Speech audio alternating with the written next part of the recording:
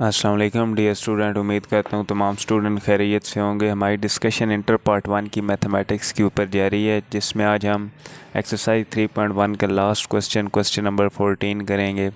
उस क्वेश्चन में two matrix को आपस में मल्टीप्लाई कराया गया है, जिसका आंसर इक्वल है R into I3 mean identity matrix है 3x3। तो ये हमने लेफ़्ट हैंड साइड ली। सबसे पहले लेफ़्ट हैंड साइड में जो टू मैट्रिक्स थी वो ली। अब टू मैट्रिक्स आपस में मल्टीप्लाई हो रही हैं, हम इनको मल्टीप्लाई करा के वो राइट हैंड साइड वाला आंसर निकालेंगे। तो यहाँ हमने सबसे पहले ये टू मैट्रिक्स को आपस में जिस तरह लिखी हुई थी लेफ़्ट हैंड साइड इस तरह लिखी। इसके बाद हम इन्हें मल्टीप्लाई कराते हैं।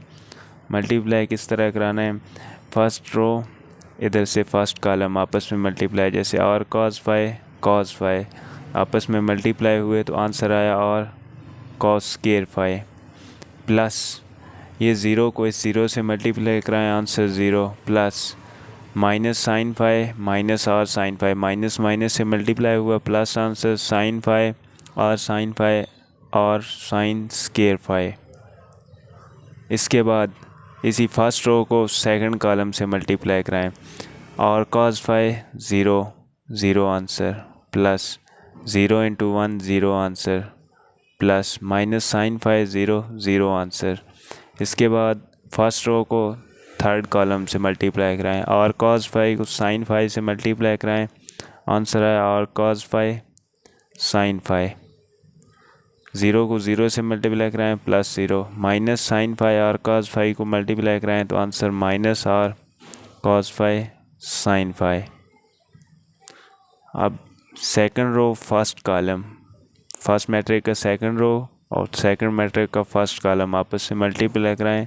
ज़ीरो को cos फाई से मल्टीप्लाई कराया ज़ीरो आंसर, प्लस और को ज़ीरो से मल्टीप्लाई कराया ज़ीरो आंसर, प्लस ज़ीरो को माइनस और साइन फाई से मल्टीप्लाई कराया ज़ीरो आंसर। इसी तरह सेकंड रो को सेकंड कॉलम से मल्टीप्लाई कराएं। ज़ीरो को ज़ीरो से मल्टीप्लाई कराया ज़ीरो आंसर, प्लस और को 1 से मल्टीप्लाई कराया और आंसर, प्लस ज़ीरो से मल्टीप्लाई हुआ ज़ीरो आंसर। इसी के बाद सेकंड रो को थर्ड कॉलम से मल्टीप्लाई कराएं तो ज़ीरो को माइनस साइन फाई से मल्टीप्लाई कराया ज़ीरो आंसर, प्लस और को ज़ीरो से मल्टीप्लाई कराया ज़ीरो आंसर, ज़ीरो को और cos फाई से मल्टीप्लाई कराएं ज़ीरो आंसर। इसके बाद लास्ट रो है थर्ड रो फर्स्ट कॉलम से मल्टीप्लाई कराए और साइन फाई को cos फाई से मल्टीप्लाई कराया तो आंसर आया हमारे पास और साइन फाई cos फाई। इसके बाद प्लस ज़ीरो को 1 से मल्टीप्लाई कराया ज़ीरो आंसर, ज़ीरो को ज़ीरो से मल्टीप्लाई कराया ज़ीरो आंसर। तो cos फाई को माइनस आर साइन फाई से मल्टीप्लाई कराया तो answer minus R sine phi cos phi.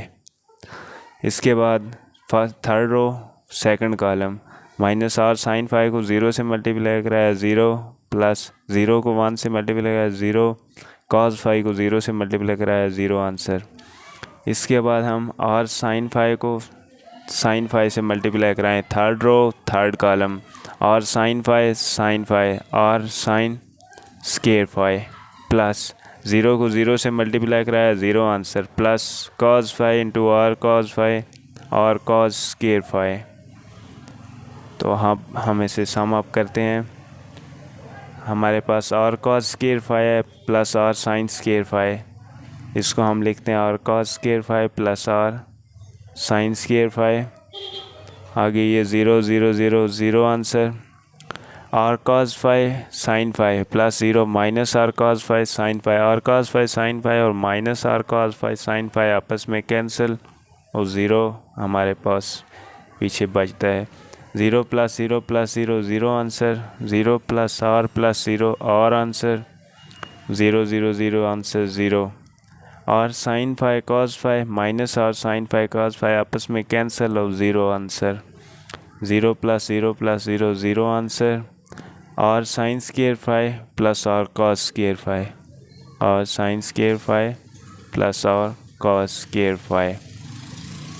तो हम यहाँ से फर्स्ट एलिमेंट से और कॉमन लेते हैं, पीछे हमारे पास बचता है cos square phi plus sine square phi.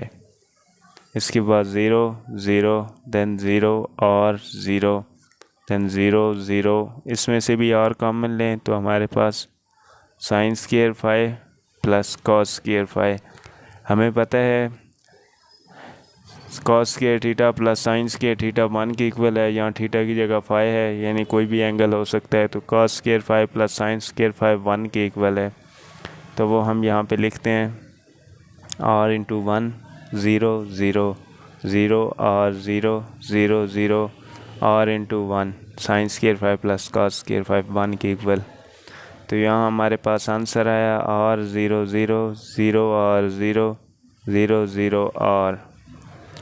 तो यहाँ पे अंदर अगर हम देखें तो r मल्टीप्लाई हो रहा है इन तमाम एलिमेंट के साथ, यानी इसके साथ r मल्टीप्लाई हुआ r आंसर, 0 के साथ r मल्टीप्लाई हुआ 0 आंसर। यानी अगर हम यहाँ से r कॉमन लेते हैं हमारे पास आंसर कुछ इस तरह बनता है 0 1 0 0 0 1। अगर इस r को इधर मल्टीप्लाई कराएं और 0 से मल्टीप्लाई कराएं 0, इस 0 से मल्टीप्लाई कराएं 0 आंसर, इस 0 से कराएं 0 आंसर, r को यहाँ 1 है और 1 से मल्टीप्लाई कराएं और आंसर, 0 से कराएं 0 और 0 और 0, r को 0 से मल्टीप्लाई कराएं 0, r को 1 से मल्टीप्लाई कराएं और आंसर, यानी हमने ये ठीक लिखा है। इसके बाद हम देखते हैं और ये हमारे पास आइडेंटिटी मैट्रिक्स है और आइडेंटिटी मैट्रिक्स की ऑर्डर क्या है 3x3 मैट्रिक्स है, 3 रो हैं 3 कॉलम है, तो इसलिए ये लिख देंगे। और ये हमारे पास राइट हैंड साइड है, यानी लेफ़्ट हैंड साइड इक्वल होगी राइट हैंड साइड के। तो हमारा क्वेश्चन यही था, इसमें left hand side right hand side की इक्वल करानी थी, जो हमने सॉल्व कर दी, शो कर दी। इसमें से कोई क्वेश्चन हो तो आप क्वेश्चन कमेंट बॉक्स में पूछ सकते हैं।